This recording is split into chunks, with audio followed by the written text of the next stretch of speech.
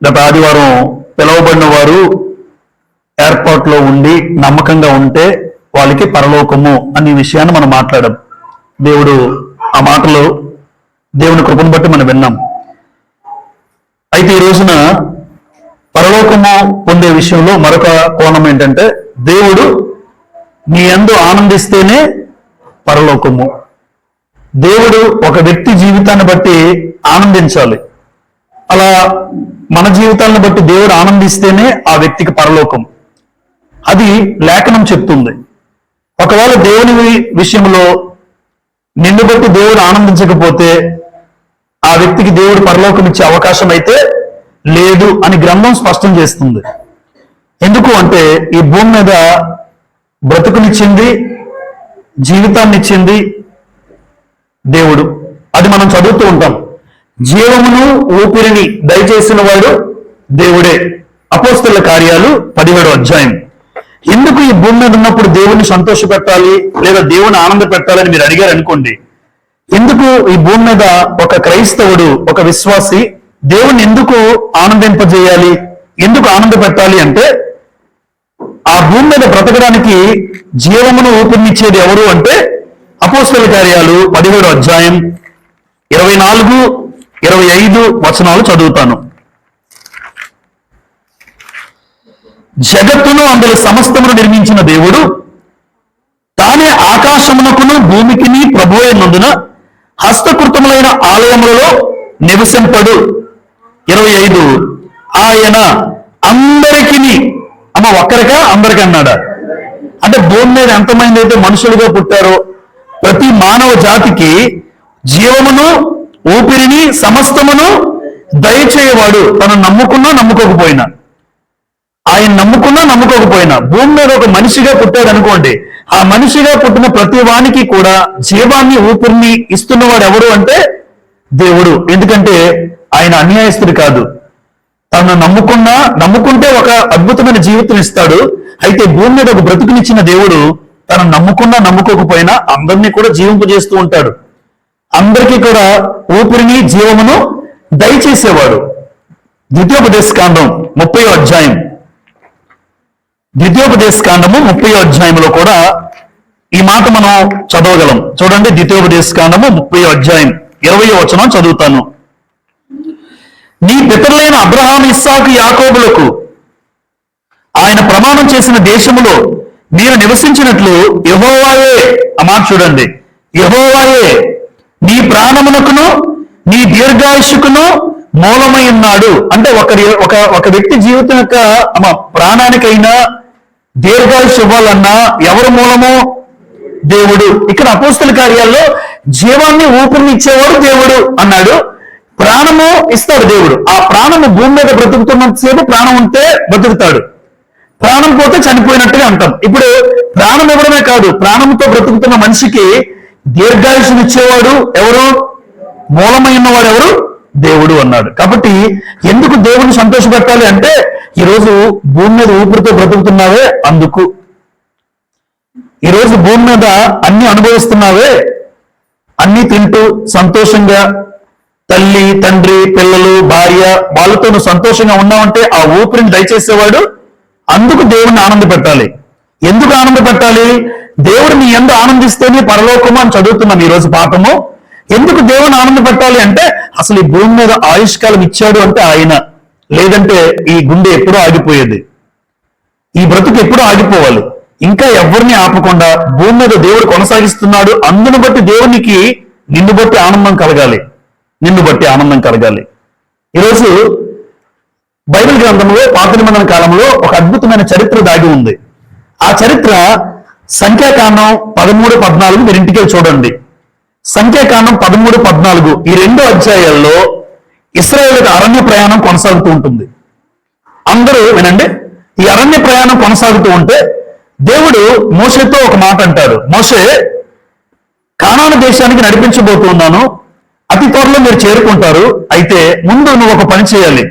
ఏంటయ్యా? ఏంటి ప్రభు, ఏం చేయమంటావు అని అడిగితే మోషేకి దేవుడు చెప్తాడు, 12 గోత్రాల వాళ్ళు ఉన్నారు కదా, ఆ 12 గోత్రాల వాళ్ళలో ప్రధానులు ఉంటారు, అంటే టాప్ మోస్ట్ లో ఉంటారు, హెడ్స్ ఉంటారు. కుటుంబానికి పెద్దలు. ఒక కుటుంబానికి పెద్ద ఎలా ఉంటాడో గోత్రకర్తల్లో ప్రధానుడు ఉంటాడు. అంటే రూబేను మొదలుకొని షిమ్యోను, జెబులూను, ఇస్సాకారు, దాను, గాదు, ఆషేరు, నఫ్తాలి, ఎఫ్రాయిము, మనష్షే, బెన్యామీన్ గోత్రాల్లో ఈ 12 గోత్రాలు కూడా ఒక్కొక్కరిని తీసుకెళ్ళి ఎంతమంది ఉంటారు? 12 మంది వస్తారు. ఈ 12 మంది, ఎందుకంటే ప్రధానులు అంటే చాలా టాలెంటెడ్ అయి ఉండాలి, చాలా తెలివైన వాళ్ళు అయి ఉండాలి. అందుకోసం సెలెక్ట్ చేసుకున్నాడు. ఈ 12 మందిని కానానుకు పంపించు, వారు వేగు చూసి వస్తారు. ఆ కానాను పాలు తేళ్లు ప్రవహించే దేశమో కాదో, అక్కడ మనం వెళ్తే ఇశ్రాయేల్ అందరూ అక్కడికి వెళ్ళబోతున్నారు భవిష్యత్తులో. అక్కడ ఎలా ఉంటుందో ముందు అందరూ వెళ్లకుండా ఈ 12 మందిని వేగు పంపించు, వాళ్ళు చూసి నీకు సమాచారం చెప్తారు. అప్పుడు ఎలా ఉంటుందో దాన్ని బట్టి మనం వెళ్దాం అని దేవుడు ఒక ఆలోచన మోషేకి చెప్తే, మోషే 13వ అధ్యాయంలో ఏర్పాటు చేసుకుంటాడు వీళ్ళందరినీ. సంఖ్యాకాండం 13వ అధ్యాయంలో ఒక్కొక్క గోత్రం నుంచి ఒక్కొక్క వ్యక్తి. అందులో ప్రాముఖ్యంగా మనకి ఇద్దరు కనబడతారు, యెహోషువ, కాలేబు. ఇక్కడ యెహోషువ ఎఫ్రాయిం గోత్రానికి చెందినవాడు. ఎఫ్రాయిం అంటే యోసేపు కుమారుడేనా? యోసేపు కుమారుడు. ఎఫ్రాయిము, మనష్షే. అంటే ఇప్పుడు యెహోషువ ఏ గోత్రానికి చెందినవాడు అంటే ఒక రకంగా యోసేపు ఒక సంతతి నుంచి వచ్చినవాడు. ఎందుకు? యోసేపు కుమారుడు ఎవరు? ఎఫ్రాయిం. ఎఫ్రాయిం గోత్రం నుంచి వచ్చిన వాడే యెహోషువ. కాలేబు యోదా గోత్రం నుంచి చెందినవాడు. గొప్ప గోత్రమే. యేసుప్రభువు ఏ గోత్రం నుంచి వచ్చారు? యోదా గోత్రం సింహం. అలా యోదా గోత్రం నుంచి వచ్చిన వాడు కాలేబు. గొప్పవాడేనా? చాలా గొప్పవాడు, ఎందుకంటే ఆ గోత్రం నుంచి వచ్చాడు. యెహోషువ ఎఫ్రాయిం గోత్రం నుంచి వచ్చాడు. అయితే ఈ 2 గోత్రాలు ఎందుకు చెప్తున్నానంటే, అక్కడ 12 మందిని పంపిస్తే ఆ 12 మందిలో 10 మంది చెడ్డ సమాచారం తీసుకొచ్చారు. మనం చాలాసార్లు విన్నాం. ఈ 10 మంది చెడ్డ సమాచారం తెచ్చారు. మోషేకి అంటారు, అయ్యా మోషే గారు, మీరు పంపించారు బాగానే ఉంది, కానీ అక్కడికి మనం వెళ్తే మనం వెళ్ళలేం, ఎందుకంటే మనకన్నా ఉన్నత దేవుళ్ళు ఉన్నారు అక్కడ, వాళ్ళు మనం చంపేస్తారు, అసలు మనం ఆ దేశంలో ఉండలేం, కష్టం అని 10 మంది చెప్తే ఇద్దరు వచ్చి మోషేతో అంటారు, అయ్యా అది మనం గెలవగలం, దేవుడు మనం నడిపిస్తాడు, ఖచ్చితంగా మన దేవుడు ఆ ప్రాంతం పాలుతైన ప్రపంచంతో మనం నివసింపజేస్తాడు, మనం సాధించగలమని తెచ్చే సమాచారం ఇద్దరు తెచ్చారు. ఎవరు? ఆ సందర్భంలో అక్కడ వీళ్ళు ఏం చేస్తారంటే, ఇప్పుడు ఎక్కడున్నా అమ్మా ఎలక్షన్స్ అయిపోయి, ఎలక్షన్స్ అయినప్పుడు ఎవరు మెజారిటీ అయితే వాళ్ళే గెలిచినట్టు. 12 మందిలో 10 మంది ఈ సమాచారమే ఎవరైనా తీసుకుంటారు జనరల్ గా. ఇప్పుడు 10 మంది ఏమో వద్దు, వెళ్ళకూడదు, అక్కడికి వద్దు, మనం చచ్చిపోతాం అంటున్నారు. ఇద్దరు మాత్రం వెళ్ళాలి అంటున్నారు. ఎవరు తీసుకుంటారు మీరే ఆలోచించండి. లోకం అయితే 10 మంది చెప్పిందే కరెక్ట్ అంటారు. అప్పుడు మోషేకి ఏం చేయాలో తెలియక ఇశ్రాయేల్ అందరూ కూడా గోల పెట్టేస్తుంటారు, మమ్మల్ని చంపడానికి తీసుకొచ్చావా మోషే, అహరోను అని తిరగబడుతుంటారు. అందుకోసం తీసుకొచ్చారా? ఆ ఐగుప్తులను మమ్మల్ని ఉంచొచ్చు కదా, అక్కడ మేము బ్రతుకుతాం, ఇప్పుడు మాకు ఆ కత్తుల చేత మేము చచ్చిపోవాలా అని అందరూ అంటుంటే, మోషే అహరోన్లు ఏం చేస్తారంటే వాళ్ళ కాళ్ళ మీద పడిపోతారండి, సాగిలు పడిపోతారు ఇశ్రాయేల్ దగ్గర. చూడండి, ఒక నాయకుడు సాగిలు పడిపోతాడు. ఏం చేస్తావు, మమ్మల్ని చంపడానికి తీసుకొచ్చావా అని మోషేతో ఎదురు సమాధానం చెప్తుంటే ఆ నాయకుడు వాళ్ళ కాళ్ళ మీద పడిపోయి ఏం చేయాలో తెలియకున్నప్పుడు, నాయకుడు పడిపోయేసరికి యెహోషువ, కాలేబు చూస్తారు కదా, అక్కడే ఉన్నారు. మోషే సాగిలు పడిపోయేసరికి వీళ్ళందరికీ కూడా బాధ కలుగుతుంది వీళ్ళిద్దరికి. అప్పుడు యెహోషువ, కాలేబు బట్టలు చింపుకొని ఇద్దరు మాట్లాడతారండి, ఒక స్టేట్మెంట్ ఇస్తారు. ఆ స్టేట్మెంట్ చూడండి, యెహోవా మనయందు ఆనందించిన ఎడల ఆ దేశంలో మనలను చేర్చును అని చెప్తారు. అంటే ఇప్పుడు వీళ్ళిద్దరు ఇచ్చిన స్టేట్మెంట్ ఈ రోజు పాఠం మనకి. వీళ్ళిద్దరికి ఉన్న నమ్మకం ఏంటంటే, దేవుడు మనయందు ఆనందిస్తే ఆ దేశంలో మనలను చేరుస్తాడు. ఇప్పుడు ఆ దేశంలో వాళ్ళు చేరారా లేదా? మన చరిత్ర తెలిసిపోయింది కాబట్టి భవిష్యత్తు వాళ్ళది మనకు తెలుసు. ఎందుకు? కానానులో వాళ్ళని దేవుడు ప్రవేశపెట్టాడు.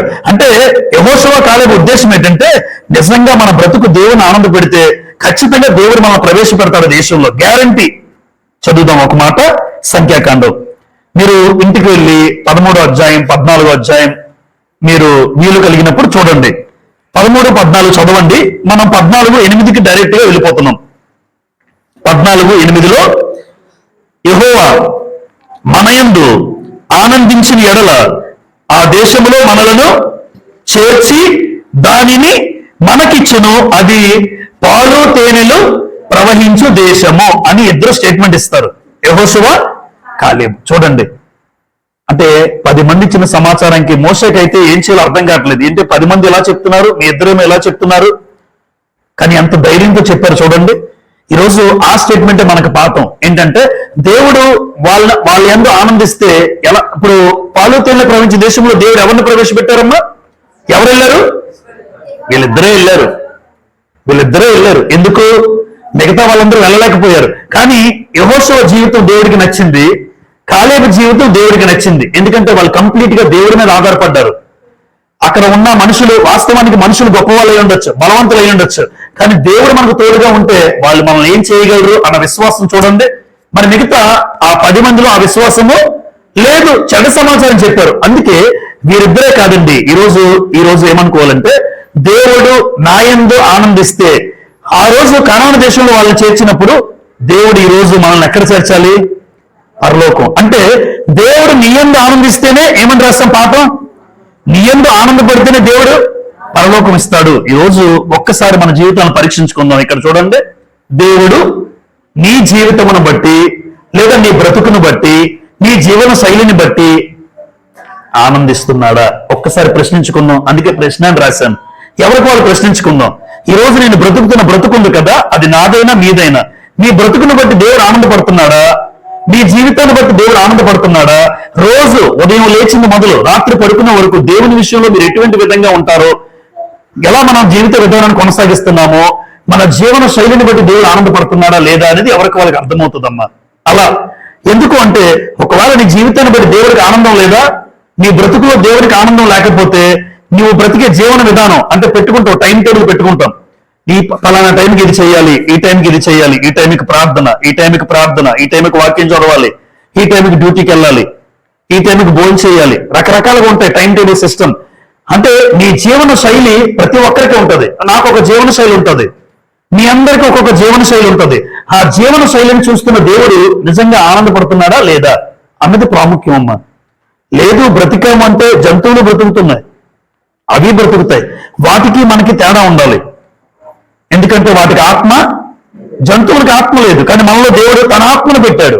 నరుని ఆత్మ యెహోవా పెట్టిన, కనీసం దేవుడు తన ఆత్మను మనలో పెట్టినందుకైనా, ఈ భూమి మీద ఊపిరిని, ఆయుష్కాలాన్ని, ప్రాణాన్ని ఇస్తున్న దేవుడు అందును బట్టైనా, నిన్ను బట్టి దేవుడిని ఏం చేయాలి? మనం ఆనంద పెట్టాలి. మరొకటి, దేవుడు నీ యందు ఆనందిస్తేనే గ్యారంటీ పరలోకం.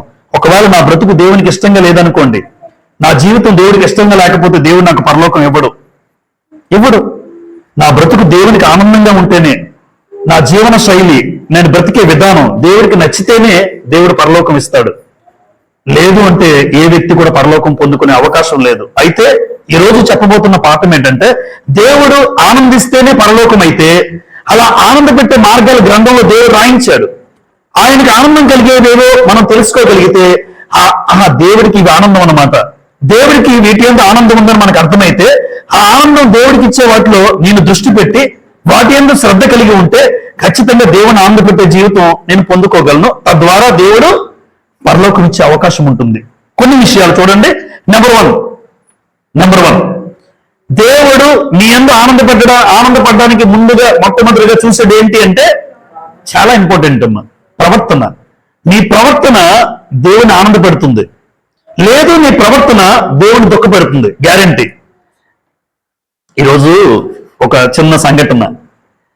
కన్న తల్లిదండ్రులు ఉన్నారండి, తల్లిదండ్రులకు పిల్లలు ఇచ్చాడు దేవుడు. ఆ పిల్లలు తల్లిదండ్రులను ఆనందపెడితే తల్లిదండ్రులు అంటారు, అరే నీకు ఏది కావాలో కోరుకో అంటారమ్మా. సహజంగా నీకు ఎక్కడికి వెళ్ళాలని ఉంది చెప్పరా, తీసుకెళ్తాను, ఆ ప్రాంతానికి తీసుకెళ్తాను అంటారు. ఎందుకు? ఆ కొడుకు కూతురు తండ్రిని ఏం చేస్తున్నారు? ఆనందం పెట్టేసరికి ఈ తండ్రికి ఆనందం కలిగినప్పుడు ఏమనిపిస్తుంది అంటే, నాన్న నీకేం కావాలో చెప్పు, నేను ఎక్కడికి తీసుకెళ్ళాలో చెప్పు, ఏ స్థలానికి తీసుకెళ్ళాలి. ఈరోజు దేవుడు కూడా అంతేనండి. ఆయన ఆనంద పెట్టే కుమార్తెలుగా మనం ఉంటే ఖచ్చితంగా దేవుడు పరలోకం ఇవ్వడానికి సిద్ధపడతాడు. ఆయన ఆనంద పెట్టాలి. లోకంలో ఉన్న తండ్రే నన్ను ఆనంద పెట్టే కుమారుడైనా కూతుర్ని చూసినప్పుడు పొంగిపోయి వారికి ఏం కావాలో నెరవేరుస్తున్నప్పుడు, పరలోకపు తండ్రి అంతకన్నా ఉత్తముడు కదా. ఆ తండ్రిని నువ్వు సంతోష పెడితే దేవుడు ఇంకేం ఇవ్వడు చెప్పండి, ఆలోచించండి. కాబట్టి మొట్టమొదటిగా దేవుడు మనలో చూసేది ఏంటమ్మా? ప్రవర్తన. 37వ కీర్తన 23వ వచనం చదువుదాం. 37వ కీర్తన 23వ వచనం చూడండి ఒకసారి. ఒకని నడత యెహోవా చేతనే స్థిరపరచబడును, వాని ప్రవర్తన చూచి ఆయన ఆనందించును అన్న మాట గమనించండి, ఆనందించును. ఇప్పుడు దేవునికి ఆనందం ఎప్పుడు? దేవునికి ఆనందం ఎప్పుడు? ఒకని ప్రవర్తన. ఒకని ప్రవర్తన అంటే ప్రవర్తన అనగానే క్యారెక్టర్ కంప్లీట్ గా వస్తుంది. స్కానింగ్ రిపోర్ట్ ఇస్తే ఒంట్లో ఉన్న జబ్బులు తెలిసిపోతాయి, ఎక్కడ లోపం ఉందో చెప్పేస్తారు. ఏ క్యాన్సర్ కన్నా ఎక్కడుందో చెప్తాడు. అది ఎంఆర్ఐ స్కానా, అది సిటీ స్కానా, రకరకాల స్కాన్స్ వచ్చాయి. ఇప్పుడు ఏ స్కాన్ చేసినా ఆ పలానా లోపం ఉంది నీలో అంటాడు. దేవుడు స్కాన్ చేయ అవసరం లేదు, ఆయన చూసినట్టు చెప్పగలడు. నన్ను చూసి చెప్పగలడు నాలో లోపం ఏంటో, నిన్ను చూసి చెప్పగలడు నీలో లోపం ఏంటో. ఆయన స్కానింగ్ అవసరం లేదు. వితౌట్ స్కానింగ్ దేవుడు చెప్పగలడు ఎవరు ఎలాంటి వాళ్ళ ప్రవర్తన. కానీ ఈరోజు ఒక్కసారి మనకు మనం పరిశీలించుకుందాం. నా ప్రవర్తన అనగానే మన మాటలు కూడా జాగ్రత్తగా ఉండాలి. నీ మాటలు ఎలా ఉన్నాయి? పెద్దవాళ్ళతో చాలా మంది మాట తీరు బాగోదండి, చాలా మంది మాట తీరు ర్యాష్ గా ఉంటారు. మాటే సరిగ్గా లేకపోతే నీ ప్రవర్తన బాగోలేదని అర్థం. అందుకే తిమోతికి పౌలు అంటారు కదా, మాటలోను ప్రవర్తనలోను అంటాడు. అంటే మొట్టమొదటిగా పౌలు తిమోతికి కొడుకు కదా, కన్న కుమారుడు కదా, తిమోతి నీ మాట నీ ప్రవర్తన జాగ్రత్త. ఎదుటివాడు గమనించేది నీ మాటను బట్టి నువ్వు ఎలాంటి చెప్పేస్తాడు. అందుకోసం నీ ప్రవర్తన నీ మాటలు బట్టి చెప్పగలవు. నువ్వు నడిచే నడక అంటే దేవుడు ఆనందించేది ఎందులోనంటే ఒకని ప్రవర్తన చూసి దేవుడు ఆనందపడతాడు. ఈరోజు నా ప్రవర్తన ఎలా ఉంది? ఎవరికి వాళ్ళు నా ప్రవర్తన ఎలా ఉంది? దేవుడు ఆనందపడుతున్నాడా? ఎక్కడున్నా నీ ప్రవర్తన దేవుడు చూస్తాడు. 10 మంది ఉన్న ముందు అందరూ బాగుంటాం, 10 మంది ఉన్న చోట అందరూ బాగుంటాం. కానీ దేవుడు చూస్తున్న స్థలంలో ఎక్కడైనా చూడగలడు 4 గోడల మధ్య నువ్వు ఎలా ఉంటున్నావు. అప్పుడు నీ ప్రవర్తన దేవుని సంతోషపెడుతుందా? ఒక వ్యక్తి ఉన్నాడండి, బిలాం అనే వ్యక్తి. బిలాము పాత నిబంధనలో యెహోవా ప్రవక్త, గొప్ప ప్రవక్తే. ఎంత ఆధిక్యత అంటే బిలాం ఎవరినైనా ఆశీర్వదించాడు అనుకోండి, వాళ్ళు ఏమవుతారు? ఆశీర్వాదం పొందుకుంటారు. బిలాము వాళ్ళు శపించాలనుకోండి, శపించేస్తాడు బిలాము. ఇటు ఆశీర్వాదము ఆశీర్వదించబడతాడు, శపిస్తే శపించబడతాడు. అమ్మ గొప్ప వరమైనా కాదా? ఒక మానవుడు బిలాము ఆశీర్వదిస్తే ఆశీర్వదించబడతారు, శపించబడితే శపించబడతారు. అంత గొప్ప వరం ఇచ్చింది ఎవరు? అలాంటి వరం దేవుడిస్తే చేజేతులారా పోగొట్టుకున్నాడు బిలాము. చేజేతులారా పోగొట్టుకున్నాడు. దేవుడు అంటున్న మాట ఏంటంటే బిలాము ప్రవర్తన చూసాడు దేవుడు ఒకప్పుడు. ఆ బిలాము ప్రవర్తన ఎలా ఉందో సంఖ్యాకాండం చూడండి. సంఖ్యాకాండం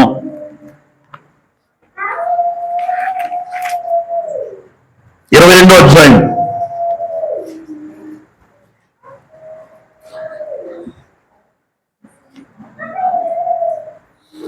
32వ వచనం చదువు. 22:32 యెహోవా దూత, ఈ ముమ్మారు నీ గాడిదని వేళ కొట్టితివి, ఇదిగో నా ఎదుట నీ నడత విపరీతమైనది గనుక నేను నీకు విరోధమై బయలుదేరి వచ్చి తిని. దేవుని ఎదుట బిలాము నడత. నడత అంటే ప్రవర్తనేనా? ప్రవర్తనే. ఇప్పుడు బిలాము ప్రవర్తన దేవుని ఎదుట ఎలా ఉందంట? విపరీతమైనది అంటే బాగోలేదు. అంటే ఇప్పుడు బిలాం ప్రవర్తన చూసిన దేవుడు ఈరోజు ఇక్కడ ఉన్నటువంటి మన ప్రవర్తన తెలియదా? చూస్తాడు. ఆలోచించండి. బిలాము ప్రవర్తన చూసి, బిలాము నీ ప్రవర్తన నీ నడత నా దృష్టికి విపరీతమైనది, బాగోలేదు. నువ్వు దేవుని ప్రవర్తగా ఉండి నువ్వు చేస్తున్న పని బాగోలే, నీ ప్రవర్తన నాకు నచ్చలేదు. అందుకే బిలాము ఏమవుతాడంటే ఖడ్గము చేత చంపబడతాడు. బిలాము ఖడ్గం చేత చంపబడతాడు. ఎందుకు? నీకు ఇచ్చిన గొప్ప వరం ఇచ్చాడు దేవుడు, మంచి టాలెంట్ ఇచ్చాడు దేవుడు బిలాముకి. నువ్వు ఆశీర్వదిస్తే ఆశీర్వాదం, నువ్వు శపిస్తే శాపం. కానీ అంత గొప్ప వరాన్ని పాడు చేసుకున్నావు. బిలాం ఎందుకు పాడు చేసుకున్నాడంటే సోది సొమ్ముకు ఆశపడి. డబ్బు ఎవరినైనా మార్చేద్దండి, నిజం. డబ్బు ఎవరినైనా మార్చేస్తుంది. ఎంత భక్తి పేడైనా డబ్బుకు పడిపోవలసిందే. అందుకే డబ్బు చేతులకు వచ్చినప్పుడు జాగ్రత్తగా ఉండాలి. అది మనదా కాదా దేవునిదా అన్నప్పుడు ఇంకా జాగ్రత్తగా ఉండాలి. ఎలాంటినైనా మార్చేస్తుంది డబ్బు. బిలాం అంతటి ప్రవక్తను ఏం చేసిందంటే డబ్బుకు పడిపోయాడు, సోది సొమ్ముకు ఆశపడ్డానని గ్రంథంలో రాస్తుంది. ఇప్పుడు దేవుడు అంటున్నాడు, నీ నడత నాకు నచ్చలేదు, నీ ప్రవర్తన బాగోలేదు. వెంటనే ఆ తర్వాత అధ్యాయాల్లో బిలాము చనిపోవడం చూస్తాం. చనిపోవడం కాదు, చంపబడతాడు, కత్తితో చంపబడతాడు. ఈరోజు నీ నడత ఎలా ఉంది? మనకు ప్రశ్న. నా ప్రవర్తన నిజంగా దేవుని సంతోషపడుతుందా? ప్రతిరోజు ఉదయాన్నే లేచి మొట్టమొదటిగా మోకరిల్లి ప్రార్థన చేసుకొని, వాక్యం చదువుకొని, నీ ఉద్యోగం చేసుకుంటూ వచ్చి మళ్ళా దేవుని సన్నిధిలో గడుపుతూ నీ జీవితాన్ని మీరు ఎవరైనా మనం కట్టుకుంటే దేవునికి ఆనందకరంగా ఉంటుందండి. ఆలోచించండి. అంతేగాని ఒక ప్రార్థనా జీవితం లేకుండా, వాక్యం చదివే పరిస్థితి లేదు, మోకరిల్లి ప్రార్థన చేసే పరిస్థితి లేదు, సంఘానికి వెళ్ళే పరిస్థితి లేదు ఒకవేళ అనుకుంటే ఆ జీవితం ఎప్పటికీ దేవుని ఆనంద పెట్టదు. లోకంలో నువ్వు ఎంత పెద్ద ఉద్యోగస్తుడైనా కావచ్చు, నువ్వెంత వ్యాపారస్తుడైనా కావచ్చు, నువ్వెంత బిజీ పర్సన్ అయినా కావచ్చు, దేవుడికి ఎప్పుడు ఆనందం కలుగుతుంది? ఆయన సన్నిధిలో బ్రతికినప్పుడే, ఆయన మాటలు చదువుతున్నప్పుడే. నాకంటూ సమయాన్ని ఇచ్చారు, నాకంటూ ప్రార్థన చేసుకున్నాడు, నాకు ప్రార్థన చేశాడు, వాక్యం చదువుకున్నాడు, తన జీవితాన్ని నడిపించుకుంటున్నాడు, ఉద్యోగం చేసుకుంటున్నాడు, తన పని, తన కుటుంబాన్ని పోషించుకుంటున్నాడు. ఒక క్రమమైన పద్ధతిలో మీరు అన్ని చేసుకుంటే దేవుడికి ఆనందమే. కానీ ఉద్యోగం మాత్రం చేసుకొని, వ్యాపారం మాత్రం చేసుకొని, కుటుంబాన్ని మాత్రం పోషించుకొని, దేవుని వాక్యం చదవకుండా, దేవునికి సన్నిధిలో రాకుండా, దేవునికి ప్రార్థన చేయకుండా దేవుడికి ఎప్పుడు ఆనందం ఉండదు. ఉంటదంటారా? ఆలోచించండి. ఏ తండ్రికి ఏ పిల్లల దూరం అయితే ఆనందం ఉంటుంది? భూమి మీద ఒక తండ్రికి పిల్లల దూరం అయితే ఆనందం ఉంటుందో చూపించండి. ఆ తండ్రికి కూడా ఈ పిల్లలు ఎంత దగ్గరగా బ్రతికితే అంత ఆనందం. దేవునికి కూడా మనం ఎంత దగ్గరగా బ్రతకడం అనే ఉద్దేశం ఏంటంటే ఆయనతో ఎక్కువ సమయం గడపడం. ఆ తండ్రితో ఎక్కువ సమయం గడిపితే ఆ తండ్రికి ఆనందం. మనం ఎంతగా తండ్రికి దూరం అవుతామో ఆ తండ్రికి దుఃఖం. కాబట్టి ఈరోజు నీ ప్రవర్తన బట్టి దేవుడు ఆనందపడుతున్నాడా లేదా అనేది ఎవరికి వాళ్ళు పరీక్షించుకుందాం. నిజంగా నా ప్రవర్తన, నా మాటలు, నా నడత. సామెతల గ్రంథం 5:21 సామెతల గ్రంథం 5:21 ఇలా రాయబడి ఉంది చూడండి. నరుని మార్గములు యెహోవా ఎరుగును, వాని నడతలన్నిటి ఆయన. చూసారా? నరుని మార్గములను యెహోవా ఎరుగును వాని నడతలన్నిటిని ఆయన. అమ్మ, నీ నడత అంతా తెలుసు. అమ్మకి తెలియకపోవచ్చు నువ్వు ఎక్కడికి వెళ్తున్నావో, నాన్నకి తెలియకపోవచ్చు నువ్వు ఎక్కడికి వెళ్తున్నావో, నీ తోబుట్టువులకు, నీ రక్త సంబంధులకు నువ్వేం చేస్తున్నావో తెలియకపోవచ్చు. కానీ నిన్ను పుట్టించిన దేవుడికి నీ నడత తెలుసు, నీ ప్రవర్తన తెలుసు, నీ మాటలు తెలుసు, నీ చూపులు తెలుసు, నువ్వు ఎక్కడికి వెళ్తున్నావో తెలుసు. అందుకే నరుని మార్గములను యెహోవా ఎరుగును, వాని నడతలన్నిటినీ ఆయన. మరి ఇంత జాగ్రత్తగా మనం బ్రతకకపోతే ఈరోజు చాలా మంది ప్రవర్తన బట్టి దేవుడు ఆనందపడుతున్నాడా? చాలా మంది వదిలేద్దామండి. నా ప్రవర్తన దేవుడికి ఆనందమా? నా ప్రవర్తనకి దేవునికి ఆనందమా? ఆలోచించండి. 119వ కీర్తనలో యవనస్తుల గురించి రాయబడుతూ ఒక మాట, 119వ కీర్తన 9వ వచనంలో రాయబడి ఉంటుంది మాట. దేని చేత యవనస్తులు దేని చేత తమ నడతను శుద్ధిపరుచుకుందరు? నీ వాక్యమును బట్టి దానిని జాగ్రత్తగా చూచుకున్న చేతనే కదా. అంటే ఒక మనిషి యవనస్తులే కాదండి, ఎవరైనా తమ నడతను ఎలా శుద్ధిపరచుకోవాలని చెప్పండి? కేవలం వాక్యాన్ని బట్టే. ఒకప్పుడు నా నడత బాగుండేది కాదు, కానీ వాక్యం గద్దిస్తున్నప్పుడు నా మాట మారాలి, నా బ్రతుకు మారాలి, నా చూపు మారాలి, నా ఆలోచనలు మారాలి, నా ఉద్దేశాలు మారాలి. ఇంత వాక్యం చదువుతున్నా, ఇంత వాక్యం ప్రకటించబడుతున్నా, ఆ వాక్యము చేత ఏం తెలుసుకున్నాను అంటే వాక్యము నీ నడతను సరిచేయాలి, నీ ప్రవర్తన సరిచేయాలి. అప్పుడు సరిచేస్తుంది నువ్వు తీసుకుంటే. హృదయంలోకి తీసుకోకుండా ఈ చెవిలో విని ఈ చెవిలో జరిపోయింది. హృదయంలోకి వాక్యం తీసుకోకపోతే ఏ మనిషి మారడు. హృదయంలోకి వాక్యం వెళ్ళిందా మనిషిలో మార్పు వస్తుంది. మీరు చాలా మందిని చూస్తాం. ఈ మనిషిలో ఎందుకు మార్పు వచ్చింది అంటే వాక్యం హృదయంలోకి వెళ్ళింది కనుక. అదే మంచి నేల అన్నాడు, గుర్తుందమ్మా? త్రోవపక్క, ముండ్ల పొద, రాతి నేల, ఆఖరికి మంచి నేల. ఎవరి మంచి నేల? వాక్యం హృదయంలోకి వెళ్ళింది. హృదయంలోకి వెళ్తే మనిషిలో మార్పు వస్తుందండి. అందుకే యవ్వనస్తులే కాదు, యవ్వనస్తులు దేని చేత తమ నడతను శుద్ధిపరుచుకుంటారు అంటే కేవలము వాక్యం. అలా నడతను శుద్ధిపరుచుకుంటే నీ ప్రవర్తన బాగుంటుంది. నీ ప్రవర్తన బట్టి దేవుడు ఆనందపడతాడు. నిజంగా నువ్వు ఆనందపడితే నీకు పరలోకం ఇస్తాడు దేవుడు. దేవుడు నీ యందు ఆనందిస్తే ఏమిస్తాడన్నాడు? పరలోకం. నెంబర్ 2, దుష్టత్వాన్ని చూసి దేవుడు ఆనందించేవాడు కాడు అని రాశారు గ్రంథంలో. అంటే దేవుడు చెడుతనాన్ని చూసి ఆనందిస్తాడా? ఎవరిలో చెడుతనం ఉన్నా దేవుడికి ఆనందం ఉండదు. ఏ చెడు క్వాలిటీ ఉన్నా.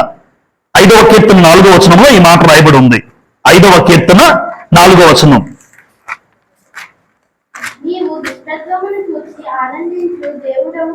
చూసారా? చెడుతనమునకు నీ యొద్ద చోటే లేదు. ఎవరి దగ్గర చోటు లేదు? దేవునికి చెడుతనానికి చోటు లేదు అన్నాడు. నీవు దుష్టత్వమును చూచి ఆనందించి దేవుడే కాదు. ఇప్పుడు దేవునికి ఆనందం నీలో చెడుతనం ఉంటే కాదు. ఈరోజు మనుషుల్లో చెడుతనం ఉంటే ఆలోచించండి. చెడుతనము కలిగి ఉన్నవాడు అది ఎవరైనా, చెడుతనము నీలో ఉంటే దేవుడు నిన్ను బట్టి ఆనందిస్తాడా? ఆనందించడా? ఆనందించలేడు. ఏదైనా చూడండి, ఒక మనిషి మీద చెడు అభిప్రాయం కలిగి ఉన్నాను అనుకోండి, ఒక మనిషి మీద నాకు ద్వేషం ఉంది, మనసులో అసూయ ఉంది, వాళ్ళు ఎదిగిపోతున్నారని అసూయ, ద్వేషము, ఈర్ష లేదు అంటే తప్పుడు అభిప్రాయం కలిగి ఉన్నాను ఒక సహోదరుడి మీద, సహోదరి మీద. ఇటువంటి ఏవైనా నీ మనసులో ఏ చెడుతనం ఉన్నా ఆ చెడుతనము కలిగి ఉండేవాడిని దేవుడు చూసినప్పుడు ఆయనకి ఆనందం కలగదు. ఎందుకు అంటే ఆయన దుష్టత్వాన్ని చూసి ఆనందించే దేవుడు కాదు. అంటే నీలో ఏ చెడుతనానికి అవకాశం ఉండకూడదు. యోబు గురించి క్యారెక్టర్ ఏం చెప్తాడు దేవుడు? మొట్టమొదటి యోబు గ్రంథం మొదటి వచనం, ఊజు దేశంలో యోబు మన మనుషుడున్నాడు, ఆయన యథార్థవర్తనుడు, న్యాయవంతుడై ఉండి దేవుని యందు భయభక్తులు కలిగి. Very good. చివరి మాట, చెడుతనమును. అంటే యోబు జీవితం దేవుడికి ఆనందమా? ఆనందమే. చెడుతనాన్ని విసర్జించాడు అంటే యోబు చాలా గొప్ప భక్తుడు. ఆయన జీవితాన్ని బట్టి ఏం నేర్పిస్తున్నాడంటే, యోబు చెడుతనమును విసర్జించిన వాడు, మరి నీవు అని పెట్టాను నేను అక్కడ. మరి నీవు, ఆయన చెడుతనమును విసర్జించాడు, యోబు జీవితం ఎలాగో దేవుడికి ఇష్టమే, దేవుడికి ఆనందమే. యోబు గ్యారంటీ పరలోకంలో ఉన్నారు, పరదేశంలో ఉన్నారు, ఆయన పరదేశంలో ఉన్నారు యోబు గారు. అయితే ఈరోజు యోబుని మన ముందు పెట్టి, మరి నువ్వెలా ఉన్నావు? నీ బ్రతుకు, నీలో చెడుతనం ఉంటే నువ్వెప్పటికీ నేను ఆనంద పెట్టలో. ఆయనలో లేదు అని చెప్తున్నాం, చదువుతున్నాం. ఆయనలో లేదు అని కళ్ళ ముందు ఒక భక్తుని జీవితాన్ని ఎందుకు పెట్టాడు దేవుడు అంటే, ఆయన చూసి నువ్వు నేర్చుకోవాలి. ఆయన చెడుతనాన్నే విసర్జించాడు. మరి నువ్వు ఇంకా చెడుతనము నీలో నాటుకుపోయి ఉండి, ఆ చెడుతనము, చెడు బుద్ధులు, చెడు ఆలోచనలు, చెడు తలంపులు, చెడు ఆలోచనలు నీలో ఉంటే ఇంకా దేవుడిని ఎప్పుడు ఆనందపడటం? నిన్ను చూసి దేవుడు ఎప్పుడు ఆనందపడే పరిస్థితే లేదు. ఇంకో విషయం చెప్పమంటారా? కానాను ఎన్ని జాతులు ఉన్నాయని చెప్పుకున్నాం మన నిర్గమకాండం 23వ అధ్యాయం. ఆ రోజు చెప్పుకున్నాం. కానాన్లో 7 జాతులు వాళ్ళు: కనానీయులు, హిత్తీయులు, హివ్వీయులు, పెరిజీయులు, అమోరీయులు, ఎబూసీయులు, గిర్గాసీయులు అని. ఈ 7 జాతుల వారిని దేవుడు వెళ్ళగొట్టడానికి ప్రధానమైన కారణం ఏంటో తెలుసమ్మా? వాళ్ళ మీద కోపం కాదు, ఇశ్రాయేలు మీద ప్రేమ కాదు. మా ఇశ్రాయేలు అంటే ప్రేమ. ఇశ్రాయేలు మీద ప్రేమనంత మాత్రాన కానాన్లో దేవుడు జాతులను వెళ్ళగొట్టలే. కానాన్లో ఏం జరిగింది అంటే, కానాన్లో ఉన్న 7 జాతుల వాళ్ళలో ఏముంది? అది కారణం. ఆ చెడుతనాన్ని బట్టి అని దేవుడు చెప్పారండి. అంటే ఏ వ్యక్తిలో చెడుతనం ఉన్నా ఆ వ్యక్తి జీవితం దేవుడికి ఇష్టం ఉండదు. ఒక దేశం నుంచే వాడిని వెళ్ళగొట్టాడంటే ఆలోచించండి, ఈరోజు పరలోకం మనకి ఇవ్వగలడమ్మా? ఇస్తాడు దేవుడు.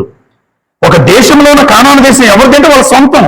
వాళ్ళు మంచి మంచి ఇల్లులు కట్టుకున్నారని రాసి ఉంటుంది. మంచి మంచి ఇల్లు ఉన్నాయి, మంచి అలాంటి వాళ్ళందరినీ దేవుడు వెళ్ళగొట్టాడట. ద్వితీయోపదేశకాండం చూడండి, ద్వితీయోపదేశకాండం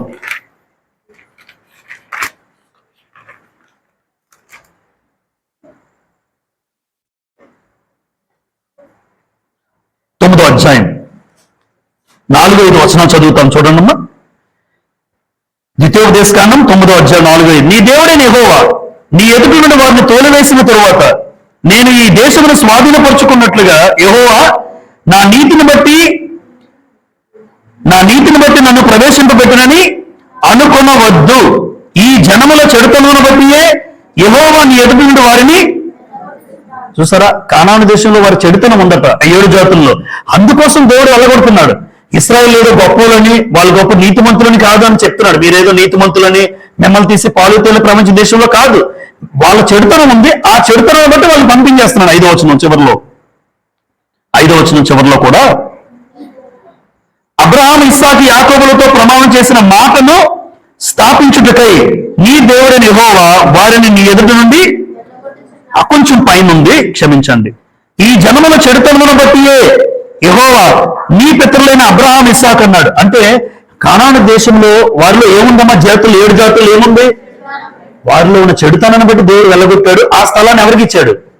ఇశ్రాయేలుకి ఇచ్చాడు. పాలు తేలిన ప్రపంచ దేశం. అంటే వారిని వెళ్ళగొట్టడానికి కారణం చెడుతనం. మరి ఈరోజు నా చెడుతనాన్ని బట్టి, నాలో చెడుతనం ఉంటే, అది ఎన్ని మాటలు విన్నా ఇంకా మనలో చెడుతనం దాచుకుంటున్నావు అంటే నువ్వు దేవుణ్ణి ఆనంద పెట్టేవాడు ఎప్పటికీ కాదు.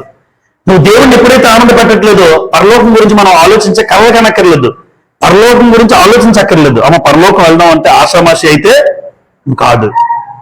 పరలోకం వెళ్ళాలంటే ఆషామాషి కాదు. ఆషామాషి భక్తి సరిపోదు. ఎందుకు అంటే ఆయన నిత్యము దేవుడు నా వల్ల ఏ చెడుతనం నాలోకి వచ్చినా దేవుడు దుఃఖపడతాడు, ఆనందపడ్డు. ఆలోచించండి.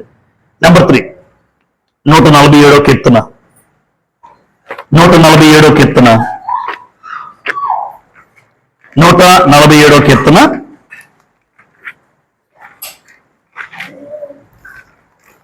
10-11 చదువుదాం. చూడండి, 10-11. గుర్రముల బలమునందు ఆయన సంతోషించడు, నరుల కాలి సత్తువు యందు ఆయన ఆనందించడు. 11. తన యందు భయభక్తులు గలవారి యందు, తన కృప కొరకు కనిపెట్టు వారి యందు యెహోవా ఆనందించువాడే ఉన్నాడు. యెహోవా ఆనందించువాడే ఉన్నాడు. ఎప్పుడు? తన యందు ఏముండాలి? భయభక్తులు ఎవరికైతే ఉన్నాయో, తన కృప కొరకు ఎవరైతే కనిపెడతారో వారి యందు దేవుడికి ఏముందట? ఆనందము ఉందన్నాడు. ఆయన యందు భయభక్తులు ఉండాలి, ఆయన కృప కొరకు కనిపెట్టుకోవాలి, ఆయన కృప కొరకు. ఇప్పుడు దేవుడంటే భయము భక్తి కలిగిన గ్రంథంలో చాలా మంది ఉన్నారు భక్తులు. ప్రాముఖ్యంగా ఎవరికి ముందు భయం? అబ్రహాం గురించి రాయబడింది. అబ్రహాం గాని, ఇస్సాకు గాని, యాకోబు గాని, యోసేపు గాని, వాళ్ళ కుటుంబంలో లేదా సంతతిలో వారందరికీ ఏముందని చెప్తారు గ్రంథంలో? భయభక్తులు. ఆదికాండం 22వ అధ్యాయం అబ్రహాం గారి భయభక్తులు కనబడతాయి. ఆదికాండం 31వ అధ్యాయం ఇస్సాకు భయభక్తులు కనబడతాయి. ఆదికాండం 28వ అధ్యాయం యాకోబు భయభక్తులు కనబడతాయి. ఆదికాండం 39వ అధ్యాయం యోసేపు భయభక్తులు కనబడతాయి. ఇలా బైబిల్ గ్రంథంలో మీరు తెరిచి చూసినప్పుడు వీళ్ళందరి గురించి రాయబడిన మాట ఏంటంటే, అబ్రహాము దేవుని యందు భయభక్తులు కలిగిన వాడు, భయము కలిగిన వాడు అని చెప్తూ ఉంటారు. వారికి భయం ఉందంటే అర్థమేటమ్మా, వాళ్ళని బట్టి దేవుడు ఎలా ఉంటుంది? దేవునికి ఆనందమే. ఈ రోజు ఇక్కడ ఉన్నటువంటి మీ అందరికీ నాతో సహా నేను అడుగుతున్నాను, నిజంగా దేవుడు అంటే భయం ఉందా? అమ్మ ఇది చేయకూడదు, ఇవి చూడకూడదు అని అనుకుంటున్నావా? ఎప్పుడైనా ఎవరు లేనప్పుడు మీరు ఒంటరిగా ఉన్నారనుకోండి, మీరు పనిచేసే స్థలాల్లోనైనా అమ్మ దేవుడు నన్ను చూస్తున్నాడు, నేను ఇది చేయకూడదు, నేను ఇవి చేయకూడదు, నేను ఇవి చూడకూడదు అని ఎప్పుడైనా మీకు అనిపించి ఉంటుంది ఖచ్చితంగా. లేదు, ఎవరు నన్ను చూడలేదు అని తప్పు చేసే వాళ్ళు ఉన్నారు. దేవుడు మమ్మల్ని పరిశీలిస్తున్నాడని ఆ తప్పు చేయకుండా తమను తాము ఆపుకునే వాళ్ళు ఉంటారు. అది దేవుని భయం. నిజంగా ఆ భయాన్ని ఆ క్షణంలో చూసిన దేవుడు నిబట్టి ఆనందిస్తాడు. మనుషులు లేకపోతే తప్పులు చేసే వాళ్ళు ఉన్నారు తప్ప, మనుషులు లేకపోతే తప్పులు చేసే వాళ్ళు ఉన్నారు తప్ప, ఈరోజు లోకంలో దేవుడు నిన్ను చూస్తున్నాడు ఈ 4 గోడల మధ్య ఆలోచించే వాళ్ళు ఎంతమంది ఉంటారు? కానీ ఆ భయం దేవుడికి ఇష్టమండి. నేను చూస్తున్నానని భయపడుతున్నాడు నా బిడ్డలు అని ఎవరినైతే చూస్తారో ఆ బిడ్డను బట్టి దేవుడు ఆనందపడతాడు. వారికే పరలోకం, వారికే పరలోకం. ఈరోజు విచ్చలవిడిగా బ్రతికేసి నా ఇష్టం అనుకుంటూ చేసేసి, తిరిగేసి, తినేసి, చూసేసి, వచ్చేసి ఇలాంటి బ్రతుకంతా బ్రతుకున్న వాళ్ళకి దేవుడు అంటే భయం లేదు. నిజంగా దేవుని భయం కలిగాడంటే ఒక దానికి కట్టుబడి ఉంటాడు, ఒక విధానానికి కట్టుబడి ఉంటాడు.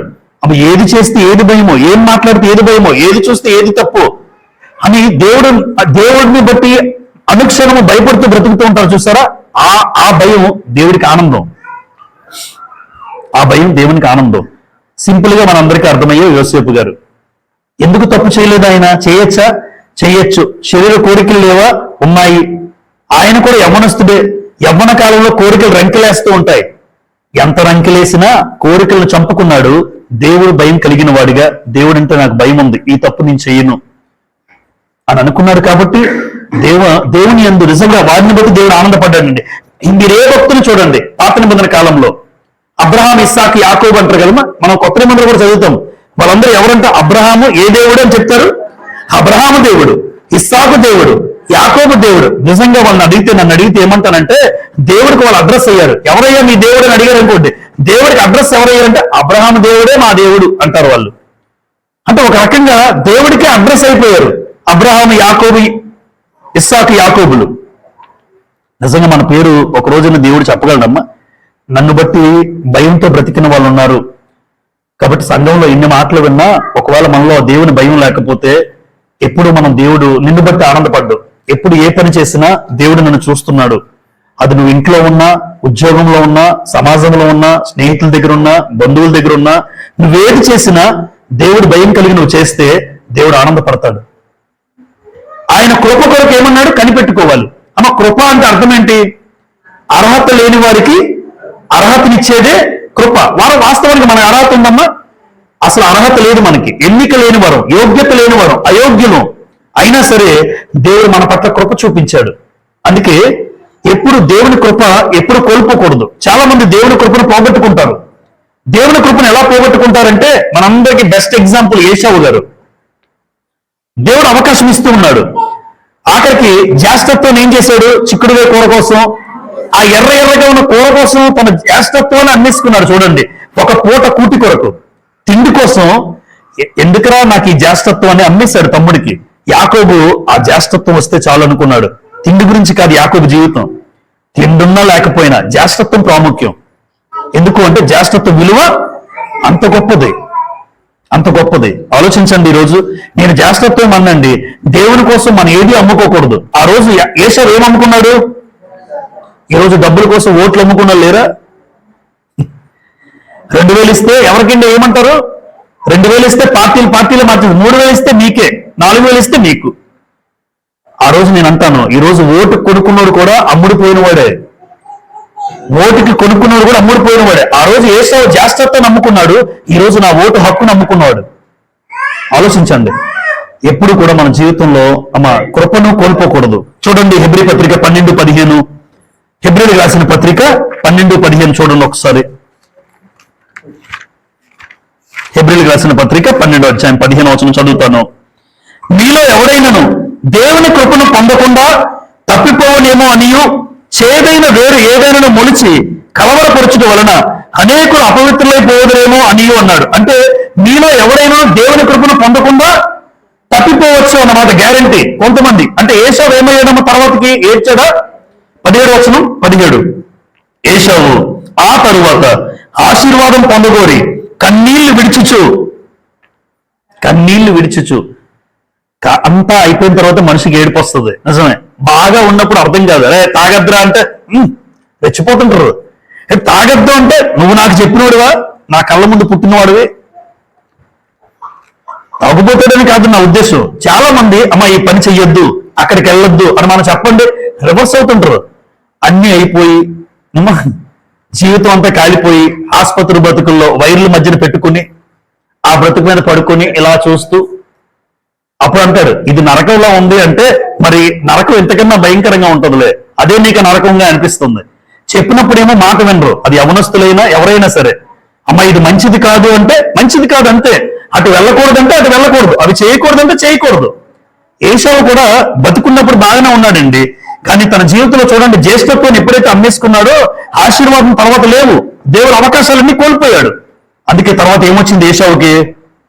ఏమొచ్చిందమ్మా? అవే వస్తాయి మనుషులకు కూడా. చెప్పినప్పుడు ఎవరు వినకపోతే రేపు పొద్దున్న వచ్చేవి కన్నీళ్ళే. అది ఎవరికైనా ఖచ్చితం. బతుకు బాగున్నప్పుడే, ఆయుష్కాలం ఉన్నప్పుడే, జీవితం బాగున్నప్పుడే అన్ని సరిచేసుకోవాలి, దేవుని మాటల్లో బ్రతుకుని దిద్దుకోవాలి. అది దేవుడు మనకిస్తున్న అద్భుతమైన అద్వితీయమైన అవకాశం. అది అవకాశం ఉన్నప్పుడు వదిలిపెట్టుకుని తర్వాత ఏడిస్తే ఉపయోగం ఏముంది చెప్పండి? ఏసావు ఏడుస్తున్నాడు, ఉపయోగం లేదు. ఎందుకంటే ఏసావు దేవుని కృపను కోల్పోయాడు, దేవుని కృపను కోల్పోయాడు. పౌలు గారికి ఏమంటాడమ్మా? పౌలు గారికి నా కృప నీకు చాలు అంటాడు యేసు ప్రభు. అయ్యా ముళ్ళుంది శరీరంలో అంటాడు, ముళ్ళుంది గుచ్చుతుంది, ముమ్మారు ప్రార్థన చేస్తాడు అపోస్తలుడైన పౌలు, అయ్యా దయచేసి ఆ ముళ్ళు తీసేసి అంటాడు. ముళ్ళు నీలో ఉండాలి పౌలు, నా కృప నీకు చాలు అంటాడు. నా కృప నీకు చాలు, కృపను పోగొట్టుకోకుండా నువ్వు ఉండు. అది 4 యథార్థవంతుల ప్రార్థన దేవుడికి ఎలా ఉంటుంది? ఎప్పుడు ఆనందకరమేనండి. సామెతల గ్రంథం 15వ అధ్యాయం, సామెతల గ్రంథం 15వ అధ్యాయం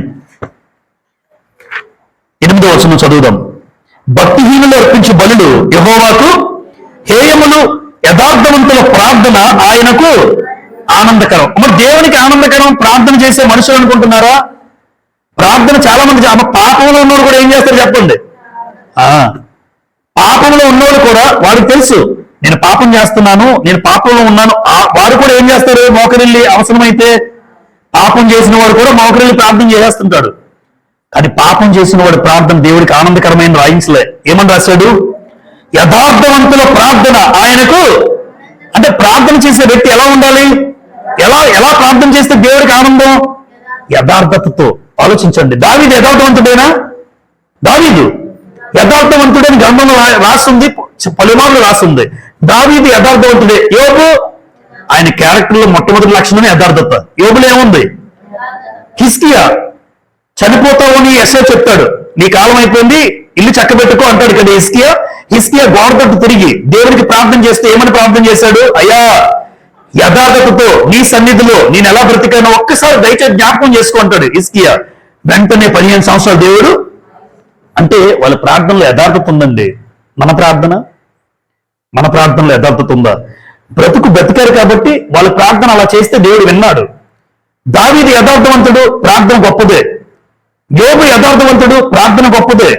హిజ్కియా యథార్థవంతుడు కాబట్టి 15 సంవత్సరాలు దేవుడు పెంచాడు. ఈ రోజు మనం ఏం ప్రార్థన చేయగలం? దేవుడికి మోకరిల్లి దేవుడికి ప్రార్థన చేస్తే నా ప్రార్థన దేవుడికి ఆనందకరమేనా? నా బ్రతుకుని బట్టి దేవుడికి ఆ ప్రార్థన ఆనందకరమో కాదో తెలుస్తుంది. ఒక వ్యక్తి జీవిత విధానాన్ని బట్టే నీ ప్రార్థన దేవునికి ఆనందకరమా కాదా? ఆనందకరం అవ్వాలంటే ఖచ్చితంగా యథార్థత ఉండాలి. కాబట్టి నీ ప్రార్థనలో యథార్థత ఉందా అంటున్నాడు దేవుడు. యథార్థత అంటే ఎప్పుడు చెప్తాను, ఎక్కడున్నా ఒకేలా ఉండాలి. ఇప్పుడు ఇక్కడ నేను ఒకలా ఉంటాను, మీ మధ్య ఉద్యోగంలోకి వెళ్ళిన తర్వాత నేను మారిపోతాను. అక్కడ తగ్గట్టు నేను బ్రతుకుతాను, దేవుని మర్చిపోయి బ్రతుకుతాను. మీ దగ్గర బాగానే ఉంటాను, అక్కడికి వెళ్ళి అక్కడలా బ్రతుకుతూ ఉన్నాను అనుకోండి. ఇంటి దగ్గర ఒకలాగా నా జీవిత విధానం గమనిస్తున్న వాళ్ళు, వీడి ఇంట్లో ఒకలా ఉంటాడు, స్నేహితుల దగ్గర ఒకలా ఉంటాడు, ఉద్యోగంలో ఒకలా ఉంటాడు, సంఘానికి వచ్చినప్పుడు మాత్రం బాగుంటాడు. అప్పుడు నా ప్రార్థన దేవుడికి ఆనందకరమా? చెప్పండి. నువ్వు ఎక్కడున్నా, ఏ స్థలంలో ఉన్నా, ఎవరి దగ్గర ఉన్నా, ఎవరి మధ్యలో ఉన్నా ఒకేలా ఉంటావు. చూసారా? ఆ మనస్తత్వం కలిగిన వాడు ఎవరు ప్రార్థన చేసినా దేవుడికి ఆనందమే. అది నేనే కాదు, మీరే కాదు, ఎవరైనా. ఈ వ్యక్తి ఎప్పుడు ఒకేలా ఉంటాడు, ఎక్కడున్నా ఒకేలా ఉంటాడు అని మీకు ఎవరికి అనిపిస్తుందో ఆ వ్యక్తి యథార్థంగా ఉంటే ఆ వ్యక్తి ప్రార్థన దేవుడికి ఆనందకరం. అంతేగాని ప్రతి ఒక్కరూ ప్రార్థన చేస్తాం, కానీ నా ప్రార్థన దేవుడికి ఆనందకరంగా ఉండాలి కదా. నా ప్రార్థన దేవునికి ఆనందకరంగా ఉండాలి అంటే ఖచ్చితంగా నాలో ఉండాల్సింది యథార్థత. ఐదోది చివరిగా ముగించుకుందాం. ఆత్మీయ ఎదుగుదల కోసం దేవుణ్ణి అడగాలటమ్మా. నిజంగా చూడండి అమ్మ, భౌతిక అవసరాల కోసం అడుగుతామా, ఆత్మీయత కోసం అడుగుతామా? ఎక్కువ శాతం మనం మన జీవితంలో ఆలోచించండి. ఎక్కువ శాతం నేను బాగుండాలి, నా పిల్లలు బాగుండాలి, నా కుటుంబం బాగుండాలి, మా వాళ్ళు బాగుండాలి, నా ప్రతి అవసరంతో తీర్చిదేవా, ఇది మన ప్రార్థన ఎక్కువ శాతం. కానీ దేవుడు ఎప్పుడు ఆనందపడతాడు చెప్పమంటారా? దేవుడు ఒక వ్యక్తిని చూసి ఆనందపడేది ఎప్పుడు అంటే, నువ్వు ఆత్మీయ జీవితం కోసం దేవుడిని అడుగుతావు చూసారా, అప్పుడు దేవుడు ఆనందపడతాడండి. ఆత్మీయత కోసం రాజుల మొదటి గ్రంథం 10వ అధ్యాయం, రాజుల మొదటి గ్రంథం 10వ అధ్యాయం. సొలొమోను గురించి దేవుడు ఒక అద్భుతమైన మాట రాయించారు. చదువుదాం. మొదటి రాజుల గ్రంథం 10వ అధ్యాయం 9 చదువుతాం. చూడండి. నీ యందు ఆనందించి నిన్ను ఇశ్రాయేలు మీద రాజుగా నియమించిన నీ దేవుడైన యెహోవాకు స్తోత్రము కలుగును గాక అని రాసింది. అమ్మ, నీ యందు ఏమన్నాడు? నీ యందు ఆనందించి నిన్ను ఇశ్రాయేలు మీద రాజుగా నియమించిన అంటే దేవునికి ఆ వ్యక్తి మీద ఎలా ఉందని రాసింది? నీ యందు దేవుడు ఎలా ఉన్నాడు? ఆనందపడ్డాడు. అంటే సొలొమోను గురించి రాయబడిన సందర్భం మీరు పైకి చదివితే అర్థమవుతుంది. నీ యందు ఆనందించి. ఇప్పుడు సొలొమోను అంటే దేవుడికి ఏం కలిగిందో రాశారు. ఎందుకు కలిగింది తెలియాలంటే రాజుల మొదటి గ్రంథం 3వ అధ్యాయంకి వెళ్దాం. సొలొమోను యందు దేవునికి ఎందుకు ఆనందం కలిగిందో 3వ అధ్యాయం, మొదటి రాజుల గ్రంథం 3వ అధ్యాయం 9 చదువుతాను. ఇంత గొప్పదైన నీ జనమునకు న్యాయం తీర్చగలవాడు ఎవడు? కాబట్టి నేను మంచి చెడ్డలు వివేచించి నీ జనులకు న్యాయము తీర్చినట్లు నీ దాసుడైన నాకు వివేకం గల హృదయము దయచేయము. సొలొమోను చేసిన ఈ మనవి ప్రభువునకు అనుకూలమాయను గనుక దేవుడు అతనికి ఎలాగో సెలవిచ్చెను, దీర్ఘాయువునైనను ఐశ్వర్యమునైనను నీ శత్రువుల ప్రాణమునైనను అడుగక న్యాయములను గ్రహించుటకు వివేకం అనుగ్రహించమని నీవు అడిగితివి. సొలొమోను ఏమడిగాడు? ప్రజలకు ఎలా పరిపాలించాలో దయచేసి నాకు జ్ఞానం ఇయ్యయ్యా, నాకు వివేకం కావాలి, న్యాయంగా పరిపాలించాలి. అమ్మ, అడిగింది స్వార్థంతో అడిగాడా, నిస్వార్థంగా అడిగాడా? నిస్వార్థం. స్వార్థం లేదు. స్వార్థం అంటే నా కోసం ఆలోచించుకోవాలి. సొలొమోను తన కోసం ఆలోచించుకోలే, నిస్వార్థంగా ప్రజలందరి క్షేమం కోసం అడిగాడు. ఎప్పుడైనా చూడండి, మీరు చేసే ప్రార్థన అందరి కోసం ప్రార్థన చేస్తే మన కుటుంబం బాగుంటుంది. ఎప్పుడు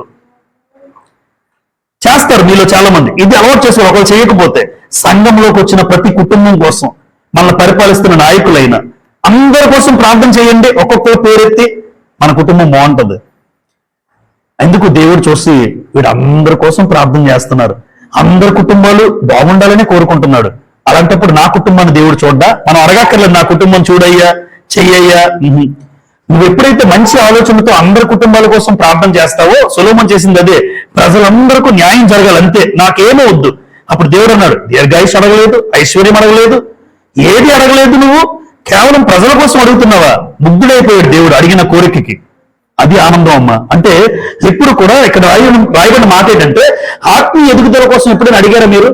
నేను ప్రార్థనలో ఉండలేకపోతున్నాను, ఉదయాన్నే లేవలేకపోతున్నాను, అసలు ఉదయకాల ప్రార్థన నా ముఖానికి లేదు, ఎప్పుడైనా అడిగామా? ఉదయాన్నే లేవలేని పరిస్థితిలో ఉంటే లేవలేకపోతున్నంత పడుకుంటుంటాడు. పడుకో. ఎప్పుడైనా బాధపడి అయ్యా ఉదయకాలం లేచి ప్రార్థన చేసే జీవితం నాకు ఇయ్యయ్యా అని అడిగారేంటి? మీరు అడగండి, దేవుడు ఆనందపడతాడు. అది నా ఉద్దేశం. సొలొమోను నుంచి ఈ కోణంలో ఆలోచించాలి. సొలొమోను అడిగింది స్వార్థం లేని కోరిక, ఎప్పుడు తన కోసం అడగలే. ఈరోజు నేను కూడా నా ఆత్మీయ అయ్యా ప్రార్థన చేయలేకపోతున్నాను, కనీసం గంట కూడా మీ సన్నిధిలో వాక్యం చదవలేకపోతున్నాను, కనీసం రోజులో ఎన్నో గంటలు నా ఇష్టానుసారంగా బ్రతుకుతున్నాను తప్ప ఎప్పుడు మీ మాటలు వినాలని, మీ పాటలు పాడాలని, మీ సన్నిధిలో ఉండాలని నాకైతే అవకాశం లేదు. దయచేసి ఆ సమయం నాకు ఇవ్వవా అని మీరు అడగండి. మీ ఆత్మీయ ఎదుగుదల కోసం ఎవరైతే ప్రాకులాడుతారో, ఆత్మీయ ఎదుగుదల కోసం ఎవరైతే ఆసక్తితో దేవుని అడుగుతారో, దేవుడు ఆనందపడతాడు ఆ వ్యక్తిని చూసి. నువ్వు భౌతికంగా అడిగినా అడగకపోయినా, అందుకే ఏమి తిందుమో, ఏమి త్రాగుదమో, ఏమి ధరించుకుందామో అది అడగద్దు. మొదట నా నీతిని, నా రాజ్యాన్ని బ్రతకండి అని యేసుప్రభు అన్నారు. ఎప్పుడు మనం తిండిగోలే, బట్టలుగోలే, అవి ఎలాగా ఇస్తాడు దేవుడు? అవి ఉన్నా లేకపోయినా ఆత్మీయత కోసం ఎవరైతే అడుగుతారో వాళ్ళని చూసి దేవుడు ఆనందపడతాడు.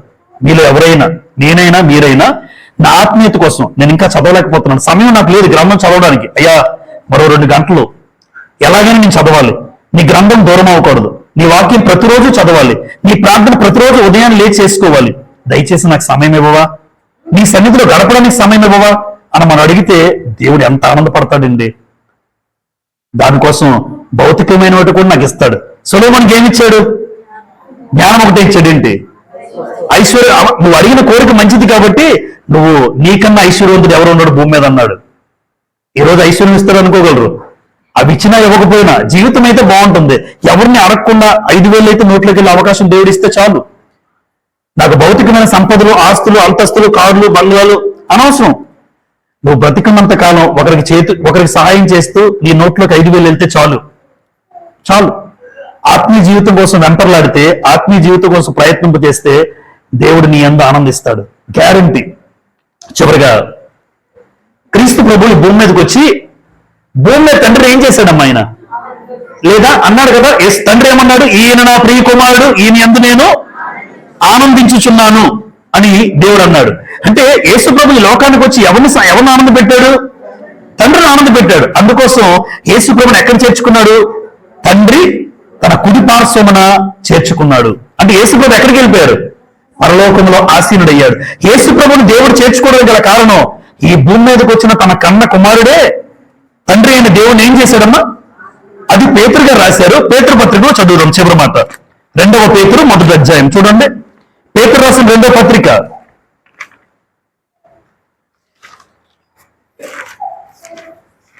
2వ పత్రిక 1వ అధ్యాయం 17వ వచనం చదువుతాం చూడండి. ఆయన మహత్యమును మేము కన్నులారా చూచిన వారమై తెలిపితిమి, ఈయన నా ప్రియ కుమారుడు, ఈయన యందు నేను ఆనందించుచున్నాను అను శబ్దము మహా దివ్య మహిమ నుండి ఆయన ఎద్దుకు వచ్చినప్పుడు తండ్రి అయిన దేవుని వలన ఘనతయు మహిమయు ఆయన పొందగా. ఎవరు పొందారు? దేవుడు ఏమిచ్చాడు? ఘనత ఇచ్చాడు, మహిమ ఇచ్చాడు. తన మహా కుడిపార్శ్వమున యేసుప్రభుని దేవుడు చేర్చుకున్నాడు. అలా చేర్చుకోవడం గల కారణం ఏంటనుకుంటున్నారు? ఈ భూమి మీద యేసుప్రభు తండ్రి అయిన దేవుని ఏం చేశాడు? ఆనంద పెట్టాడు. ఈరోజు దేవుడు మీ యందు ఆనందిస్తేనే పరలోకం. ఎలా చెప్పగలం అంటే, యెహోవా మన యందు ఆనందించిన ఎడల, యెహోషువ కాలేబు ఏమన్నారు? దేవుడు నిజంగా మన యందు ఆనందిస్తే ఆ దేశంలో మనలను, ఆయన చెప్పేది కానాను దేశం, కానీ నిజంగా పరలోకం మనం వెళ్ళాలి అంటే దేవుడు మన యందు కూడా ఏమో వాళ్ళమ్మ ఆనందపడాలి. దేవుడు నీ బ్రతుకును బట్టి, నీ జీవితమును బట్టి, నీ జీవన శైలిని బట్టి ఆనందపడాలి. అమ్మ, సుఖానికి, సంతోషానికి, ఆనందానికి తేడా ఉందో తెలుసా? సుఖం వేరు, సంతోషం వేరు, ఆనందం వేరు. మూడింటికి 3 కోణాలు. సుఖం, ఎండలో ఉన్నాడు చెట్టు నీడకు వచ్చాడు అనుకోండి, ఎండలో ఉన్న వ్యక్తి చెట్టు నీడొచ్చాడు, ఏమనిపిస్తుంది? అది సుఖం, నీకు అర్థమవడానికి. సంతోషం, కూతురికో కొడుక్కో పిల్లలు పుడతారా? పిల్లలు పుట్టినంటే వార్త వింటావు, నీ కూతురు పుట్టారు, మనవరాలు పుట్టింది, అది ఆనందం కాదు, అది సంతోషం. శారీరక పిల్లల వల్ల కలిగేది సంతోషం మాత్రమే. ఆనందం అనేది ఆత్మ సంతోషం. నాకున్న దాంట్లో ఒకరికి ఒక ముద్ద పెడితే ఏం కలుగుతుంది? అది ఆనందం. వాస్తవానికి ఎంతే ముద్ద ఉంది, తినకపోతే బాగోదు, అయినా సరే ఉన్న ముద్దలోనే ఒకరికి పెట్టి ఆడాకలు కూడా తీర్చేవనుకోండి, అప్పుడు నీ ఆత్మకి ఎలా ఉంటుంది? అది ఆనందం. అందుకే సుఖం వేరు, సంతోషం వేరు, ఆనందం వేరు. కానీ అన్నిటికన్నా శ్రేష్టమైనది ఆనందం. ఎందుకు అంటే ఆనందం అనేది ఆత్మకి సంబంధించింది, సుఖము సంతోషము శరీరానికి సంబంధించింది. వెంట వేడిలోంచి ఏసీలోకి వస్తే ఎలా ఉంటుంది? సుఖం.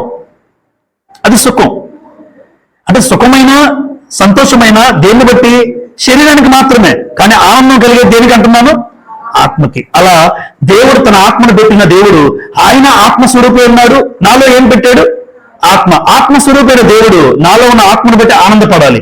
ఈరోజు దేవుడు నీ యందు ఆనందిస్తేనే నీకు పరలోకం. కాబట్టి ఆనందపడాలి.